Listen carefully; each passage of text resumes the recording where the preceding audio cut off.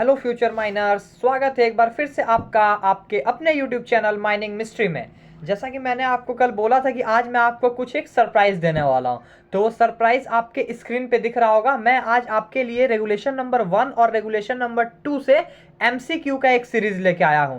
अब डेली हर रेगुलेशन से आपको एमसीक्यू का सीरीज़ मिलेगा, जिससे क्या होगा, आपका प्रैक्टिस अच्छे से हो पाएगा। ठीक है, तो वीडियो स्टार्ट करने से पहले मैं आज एक बात बोलना चाहता हूं, जो मैं अपने पिछले कोई सा भी वीडियो में नहीं बोला हूं।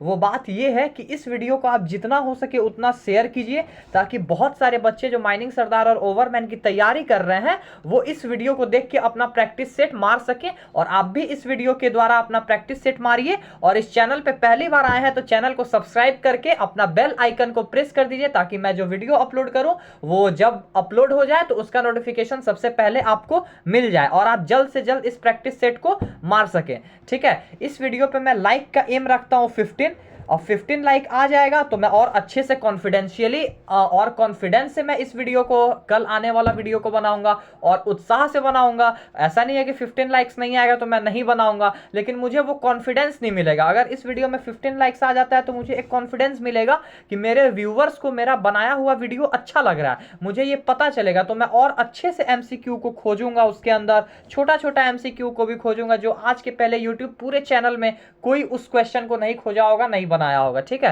तो चलिए अब ये सब बातों को छोड़ के अपना जो मेन टॉपिक है आज का हमारा एमसीक्यू रेगुलेशन 1 और 2 से, वो हम लोग स्टार्ट करते हैं। ठीक है, चलिए हमारा पहला क्वेश्चन है क्वेश्चन नंबर 1। बहुत ही बेसिक सा क्वेश्चन है, जो मैंने आपको कल बताया था। सीएमआर 2017 कब पब्लिश हुआ था, गैजेट में कब ये कोल माइन रेगुलेशन 2017 गैजेट में कब पब्लिश हुआ था। ठीक है, तो आप वीडियो को पॉज करके इसका आंसर आप कमेंट सेक्शन में ड्रॉप कर सकते हैं, वो आप कर सकते हैं। उसके पहले मैं यहाँ पे आपको आंसर बता दे रहा हूँ कि इसका आंसर होगा option number B.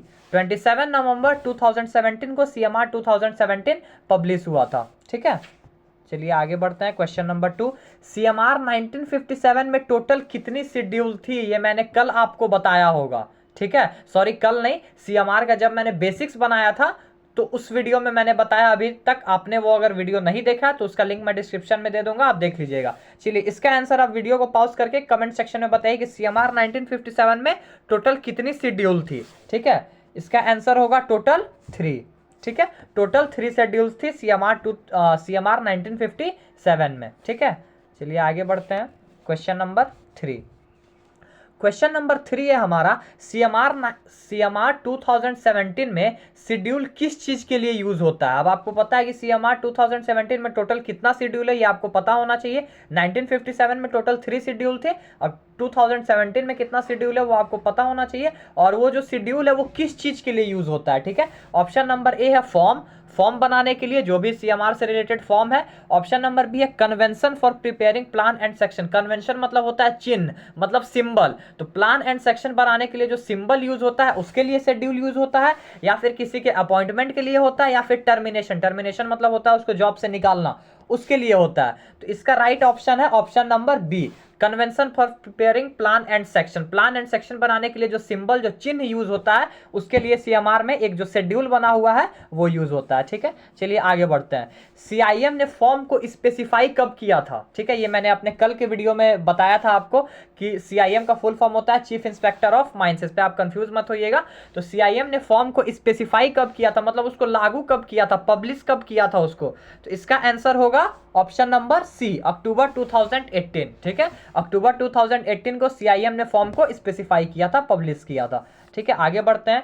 Question number 5, CMR 2017 will apply to. ठीक है, ये रेगुलेशन नंबर 1 से क्वेश्चन है। सीएमआर 2017 कहां कहां अप्लाई होगा, क्या हर माइंस में होगा। Option number A every mine, option number B every coal mine, सारा कोल माइंस में होगा। ऑप्शन नंबर सी सिर्फ गवर्नमेंट माइंस में होगा, या फिर option number D private mines में होगा। तो इसका सही आंसर जो है वो है option number B, every coal mine. सारा कोल माइंस, वेदर वो गवर्नमेंट हो या फिर प्राइवेट हो, ठीक है, उसमें सीएमआर 2017 अप्लाई होगा। अब आगे बढ़ते हैं। हाँ, ये क्वेश्चन बहुत ही ज़्यादा कंफ्यूजिंग है, इसका सोच समझ के आप आंसर दीजिएगा, अपना आप टाइम ले लीजिए, उसके बाद इसका आंसर दीजिएगा। मैं ये थोड़ा सीएमआर से हट के, सीएमआर में इसका आंसर दिया हुआ है, लेकिन थोड़ा सा आप इसमें अपना नॉलेज भी लगा के इसका आंसर दीजिएगा, ठीक है। क्वेश्चन ये है, अबंडेंट वर्किंग का क्या मतलब है, ये मैंने अपना फर्स्ट वीडियो में ही बताया, वो वीडियो अभी तक आपने नहीं देखा है तो उसका लिंक मैं डिस्क्रिप्शन में दे दूंगा, वो देख लीजिएगा, उसके बाद आप इसका आंसर कीजिएगा। और यदि आपको आता है अबंडेंट वर्किंग तो आप वीडियो को पॉज करके इसका आंसर दे सकते हैं।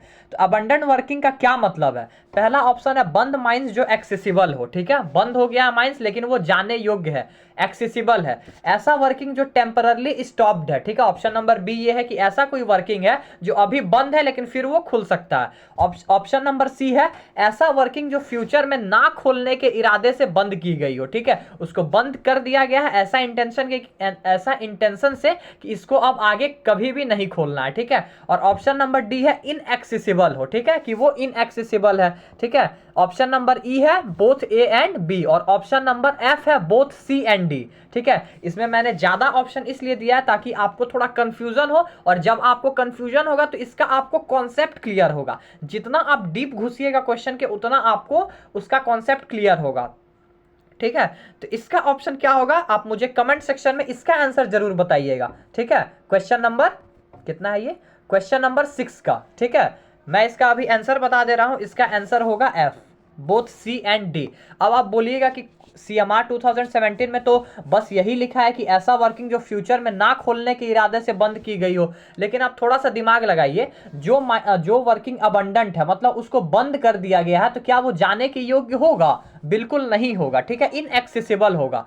तो इसीलिए इसका ऑप्शन होगा option number F, both C and D. उसको फ्यूचर में ना खोलने के इंटेंशन से बंद कर दिया गया है और वो इनएक्सेसिबल है, ठीक है, समझ गए आप। चलिए आगे बढ़ते हैं, question number 7, safety lamp approve कौन करता है, अप्रूव कौन करता है इन द सेंस कि कौन सा सेफ्टी लैंप किस माइंस में यूज होगा, इसको अप्रूवल कौन देता है, कौन सा पर्सन देता है। ऑप्शन नंबर ए है CIM, chief inspector of mines. Option number B है RIM, regional inspector of mines, या फिर ऑप्शन नंबर सी मैनेजर, या फिर option number D safety officer. तो इसका आंसर होगा option number A CIM, chief inspector of mines. ये approval देता है कि इस टाइप्स का ये सेफ्टी लैंप इस माइंस में यूज होगा। बहुत सारे सेफ्टी लैंप है जो अभी यूज हो रहे हैं, GL7 है, GL50 है, ठीक है। तो कौन सा सेफ्टी लैंप यूज होगा, इसका अप्रूवल सीआईएम देता है, मतलब सीआईएम का अप्रूवल का जो सेफ्टी लैंप है वही माइंस में यूज होना चाहिए, ठीक है। चलिए आगे बढ़ते हैं, वीडियो थोड़ा सा लंबा हो रहा होगा, ठीक है, तो आप पेशेंस रखिएगा क्योंकि मैं बहुत ज्यादा कोशिश कर रहा हूं कि आपको डिटेल से बता दूं कि ये एमसीक्यू का वीडियो देखने के बाद आपको रेगुलेशन 1 और 2 में कोई सा भी कंफ्यूजन ना रहे, ठीक है। चलिए अब आगे बढ़ते हैं, क्वेश्चन नंबर 8। क्वेश्चन नंबर 8 क्या है, क्वेश्चन नंबर 8 है सॉरी, बैंक्समैन शाफ्ट के कहां से सिग्नल देता है। अब आपको पता है कि शाफ्ट ऐसा ये एक वर्टिकल इंट्रांस होता है, जो कि मैंने आपको कल बताया था रेगुलेशन नंबर 1 और 2, रेगुलेशन नंबर 2 के डेफिनेशन में। तो जो बैंक्समैन होता है वो कहां से सिग्नल देता है, ऑप्शन नंबर ए है बॉटम से, शाफ्ट के सबसे नीचे पार्ट से, या फिर शाफ्ट के सबसे ऊपर पार्ट से, या फिर इनसेट। अब इनसेट क्या होता है ये आपको पता होगा, ये शाफ्ट है तो इसके बीच का जो यहाँ पे प्लेटफॉर्म है, यहाँ से केज जा रहा है, इसके बीच का जो ये प्लेटफॉर्म है इसको हम लोग बोलते हैं इनसेट। तो बैंक्समैन इनसेट से सिग्नल देता है या फिर both A and C, bottom से भी देता है और इनसेट से भी देता है। तो इसका सही ऑप्शन है कि बैंक्समैन हमेशा सिग्नल टॉप से देता है, ठीक है, ऊपर से बैंक्समैन देता है। अब आप मुझे कमेंट सेक्शन में ये बताइए कि ऑनसेटर कहां से देता है, हालांकि इसके लिए मैंने एक क्वेश्चन भी रेडी किया है। तो चलिए आगे देखते हैं, आगे का हमारा क्वेश्चन है डीप होल ड्रिलिंग किसे कहते हैं, जिसका ड्रिल होल कितना होना चाहिए, ठीक है। अच्छे से ध्यान से ऑप्शन देखिएगा। पहला ऑप्शन है अंडरग्राउंड माइंस में 3 मीटर से ज्यादा अगर डीप कोई होल बनाया जा रहा है तो उसको डीप होल ड्रिलिंग कहेंगे, या फिर ओपन कास्ट में 3 मीटर से डीप कोई होल बनाया जा रहा है, 3 मीटर से गहरा कोई होल बनाया जा रहा है, ड्रिल किया जा रहा है, तो उसको डीप होल ड्रिलिंग बोलेंगे, या फिर both A and B. Open cast में भी अगर 3 मीटर से ज्यादा होल कर दिए डीप तो वो डीप होल ड्रिलिंग कहलाएगा, और अंडरग्राउंड में भी कर दिए तो वो डीप होल ड्रिलिंग कहलाएगा, ठीक है। तो इसका आप मुझे कमेंट सेक्शन में बताइए कि इसका आंसर क्या होगा। वीडियो को पॉज करके भी आप सोच सकते हैं आंसर को। तो इसका आंसर होगा ओपन कास्ट में 3 मीटर से डीप। अब आप बोलिएगा अंडरग्राउंड में भी होता है, तो नहीं, आप रेगुलेशन खोलिएगा, रेगुलेशन में साफ साफ लिखा हुआ है कि डीप होल ड्रिलिंग जो है वो ओपन कास्ट का एक टर्मिनोलॉजी है, ओपन कास्ट का एक टर्म है। तो ओपन कास्ट में जो ड्रिल होल का डेप्थ, गहराई 3 मीटर से ज्यादा होता है उसको हम बोलते हैं डीप होल ड्रिलिंग। क्लियर है, आगे बढ़ते हैं। क्वेश्चन नंबर 10, डिसकंटिन्यूड वर्किंग का मतलब क्या होता है? डिसकंटिन्यूड वर्किंग मीन्स, ऑप्शन सुनिएगा, ऐसा वर्क जिसको डिसकंटिन्यू कर दिया गया हो, मतलब कुछ दिन के लिए रोक दिया गया हो। ऑप्शन नंबर बी, वो वर्किंग इनएक्सेसिबल हो, मतलब वहां पे आप आ जा नहीं सकते हैं। ऑप्शन नंबर सी, वो एक्सेसिबल हो, वहां पे आप आ जा सकते हैं। ऑप्शन नंबर डी है बोथ ए एंड बी, और ऑप्शन नंबर ई है बोथ बी एंड सी। तो इसका ऑप्शन आप थोड़ा सा सोच समझ के बताइएगा। ये मैंने इसमें भी 5 ऑप्शन इसलिए दिया है ताकि आपको कंफ्यूजन हो, ठीक है। तो इसका ऑप्शन, सही ऑप्शन होगा ऑप्शन नंबर, एक सेकेंड, इसका सही ऑप्शन होगा option number D, both A and B. ऐसा वर्क जिसको डिसकंटिन्यू कर दिया गया, मतलब थोड़े दिन के लिए किसी कारणवश उसको रोक दिया गया हो और वो इनएक्सेसिबल हो, वहां पे आप आ जा नहीं सकते हो, ठीक है। तो आपको अगर कंफ्यूजन हो रहा है अबंडेंट और इसमें, तो अबंडेंट वर्किंग होता है जिसको फ्यूचर में ना खोलने के इंटेंशन से, ना खोलने के इरादा से बंद किया गया हो, लेकिन डिसकंटिन्यू है कि अभी थोड़े दिन के लिए बंद है भाई, वो फिर से खुल जाएगा, उसमें कोई दिक्कत नहीं है। और डिसयूज्ड होता है जो कुछ दिन के लिए बंद है लेकिन वो एक्सेसिबल है, वहां पे आप आ जा सकते हैं, ठीक है। तो इसका ऑप्शन होगा option number D, both A and B. चलिए नेक्स्ट बढ़ते हैं क्वेश्चन नंबर 11 की तरफ।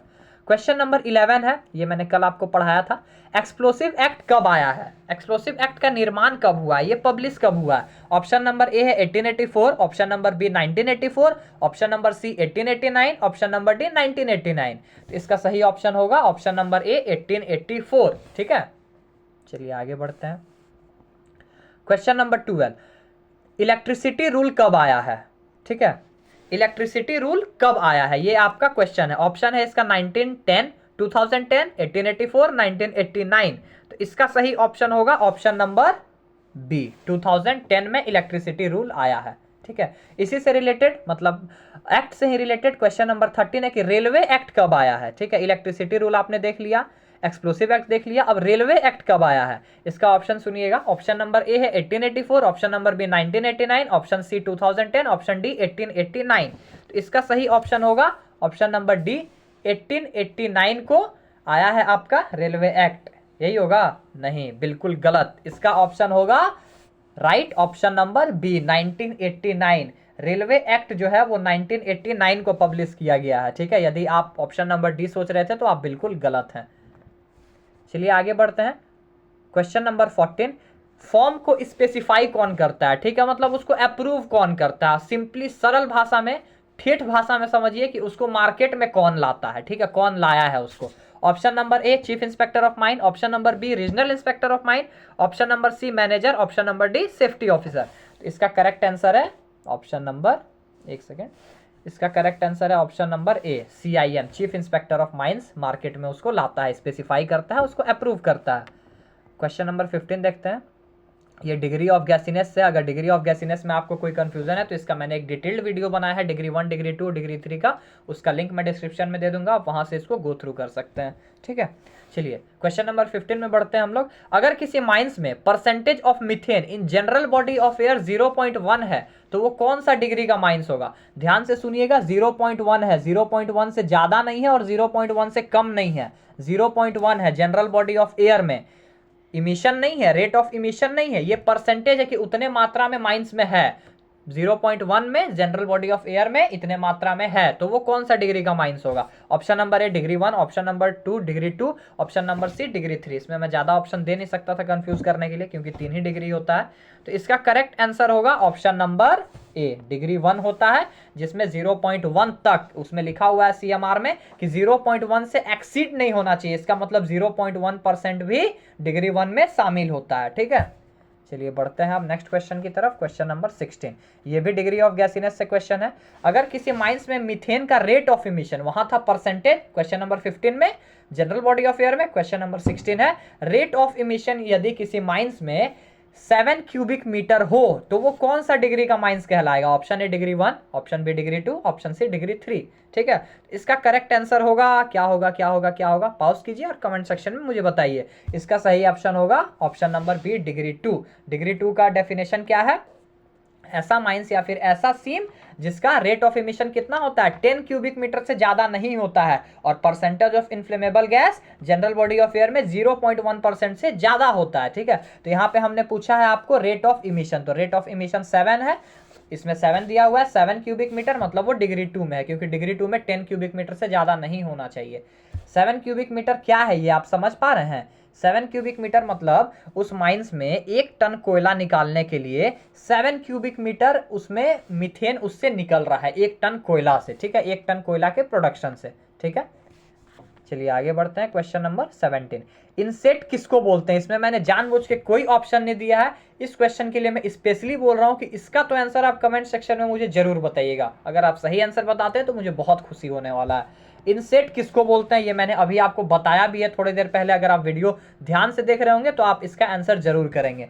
इनसेट किसको बोलते हैं और वहां से सिग्नल कौन देता है? बैंक्समैन देता है या फिर ऑनसेटर देता है या फिर और कोई देता है, और कोई पोस्ट है उसका जो इनसेट से सिग्नल देता है, उस पोस्ट का नाम क्या है, ठीक है। तो आप क्वेश्चन नंबर 17 का ऑप्शन नहीं दिया हूं मैं, तो इसका आंसर आप कमेंट सेक्शन में ड्रॉप कीजिएगा। क्वेश्चन नंबर 18, मिसफायर का मतलब है। अब मिसफायर क्या होता है? मिसफायर और सॉकेट में बहुत बच्चों को कंफ्यूजन था, तो ये कंफ्यूजन मैंने कल के वीडियो में दूर कर दिया है। अब बताइए आपकी मिसफायर होता क्या है? पहला ऑप्शन है चार्ज का पूरे तरह से ना फटना, चार्ज हम किए, एक्सप्लोसिव डाले लेकिन वो फटा ही नहीं, मिसफायर हो गया, ठीक है। और ऑप्शन नंबर बी है, ऑप्शन नंबर बी है एक्सप्लोसिव का थोड़ा सा फटना, मतलब थोड़ा सा फट के वो रह गया। ऑप्शन नंबर सी है ब्लास्टिंग से बस क्रैक आना, मतलब ब्लास्ट हुआ, एक्सप्लोसिव फटा लेकिन उससे बस क्रैक आया। और ऑप्शन नंबर डी है both B and C, B भी होगा और सी भी होगा। तो इसका सही ऑप्शन होगा चार्ज का पूरे तरह से ना फटना, प्रॉपरली पूरा इंटायर फेलियर होता है एक्सप्लोजन के समय, चार्ज का फटता ही नहीं है वो, ठीक है। चलिए नेक्स्ट बढ़ते हैं हम लोग, क्वेश्चन नंबर 19। परमिटेड एक्सप्लोसिव किसके अप्रूवल का होगा? अंडरग्राउंड माइंस में आपको पता है कि सिर्फ हम लोग परमिटेड एक्सप्लोसिव यूज करते हैं, तो उसको अप्रूवल कौन देगा? पहला ऑप्शन है CIM, दूसरा RIM, तीसरा मैनेजर, चौथा ओनर। जल्दी से बताइए इसका आंसर। इसका करेक्ट आंसर होगा CIM, chief inspector of mines, ठीक है। नेक्स्ट आगे बढ़ते हैं, क्वेश्चन नंबर 20। ऑनसेटर साफ्ट के कहां से सिग्नल देता है? ठीक है, ये क्वेश्चन उसी से रिलेटेड है जिसका मैंने स्पेशली आपको बोला है कमेंट सेक्शन में ड्रॉप करने, क्वेश्चन नंबर 17 का, ठीक है, कि इनसेट होता क्या और वहां से सिग्नल कौन देता है। तो चलिए थोड़ा सा दिमाग लगाइए इसमें। ऑनसेटर साफ्ट के कहां से सिग्नल देता है? ये साफ्ट है, एक सेकेंड, ये साफ्ट है, तो साफ्ट के टॉप से देता है, साफ्ट के बॉटम से देता है, या फिर इनसेट से देता है? ऑनसेटर कहां से देता है सिग्नल? पहला ऑप्शन टॉप, दूसरा बॉटम, तीसरा इनसेट, चौथा बोथ ए एंड बी और पांचवा बोथ बी एंड सी। तो इसका सही ऑप्शन होगा both B and C, bottom से भी देता है और इनसेट से भी देता है, ठीक है, साफ्ट के बॉटम से भी और साफ्ट के इनसेट से भी। चलिए आगे बढ़ते हैं, क्वेश्चन नंबर 21। सरदार इनमें से कौन सा पर्सन होता है? हाँ, ये क्वेश्चन ऐसा है जिसमें बहुत से बच्चों को कंफ्यूजन होता है, स्पेशली यहाँ तक कि मेरे बहुत सारे फ्रेंड्स को भी कंफ्यूजन होता है। तो आज इस वीडियो ये पॉइंट क्वेश्चन नंबर 21 देखने के बाद कोई सा भी आपको कंफ्यूजन या डाउट नहीं रहने वाला है इससे रिलेटेड। कोई कोई बोलता है कि सरदार कॉम्पिटेंट पर्सन होता है, कोई कोई बोलता है कि ऑफिशियल होता है, कोई कोई बोलता है सीनियर ऑफिशियल होता है। तो इसी पे जो जैसा जो बोलता है उसी के अकॉर्डिंग मैंने आज का अपना ऑप्शन दिया है। सरदार कॉम्पिटेंट होता है, ऑफिशियल होता है, सीनियर ऑफिशियल होता है, या फिर both B and C, official भी होता है और सीनियर ऑफिशियल भी होता है। तो इसका करेक्ट आंसर होगा सरदार एक ऑफिशियल होता है। यदि आपको मुझ पे कोई डाउट आ रहा है, मुझ पे कोई शंका आ रहा है, तो बिल्कुल आप कोल माइन रेगुलेशन का रेगुलेशन नंबर 2 जो डेफिनेशन है उसको आप खोल सकते हैं। उसमें रेगुलेशन नंबर 2 का जो जेड का आर में ऑफिशियल दिया हुआ है, ऑफिशियल का डेफिनेशन दिया हुआ है, मैंने कल बताया भी था ऑफिशियल का डेफिनेशन, और उसके एग्जांपल में मैंने सरदार को इंक्लूड भी किया था, ठीक है।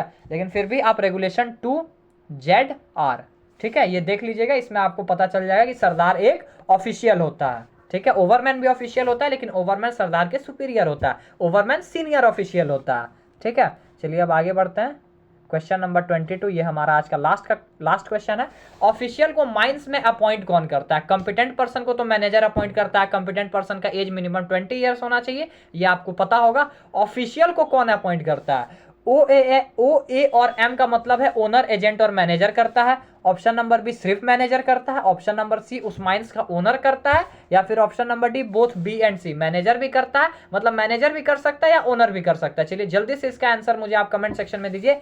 इसका होगा ऑप्शन नंबर ए, ओनर, एजेंट और मैनेजर ऑफिशियल को माइंस में अपॉइंट करता है, ठीक है। तो यदि आपको ये सीरीज MCQ का सीरीज आगे भी चाहिए तो मुझे आप कमेंट सेक्शन में बताइएगा, और ज़्यादा से ज़्यादा इस वीडियो को शेयर कीजिए ताकि बहुत से बच्चों जो तैयारी कर रहे हैं उनके पास ये वीडियो पहुंच सके और वो अपना तैयारी में एक नया रफ्तार ला सकें, ठीक है। और आप भी इस वीडियो को लाइक कीजिए, चैनल को सब्सक्राइब कीजिए और बेल आइकन को प्रेस कीजिए ताकि मैं जो वीडियो डाल रहा हूँ वो आप तक सही समय पे पहुंच सके। चलिए मिलते हैं अपने नेक्स्ट वीडियो में, कल मिलते हैं हम लोग रेगुलेशन नंबर 3 का MCQ के साथ। तब तक के लिए जय हिंद।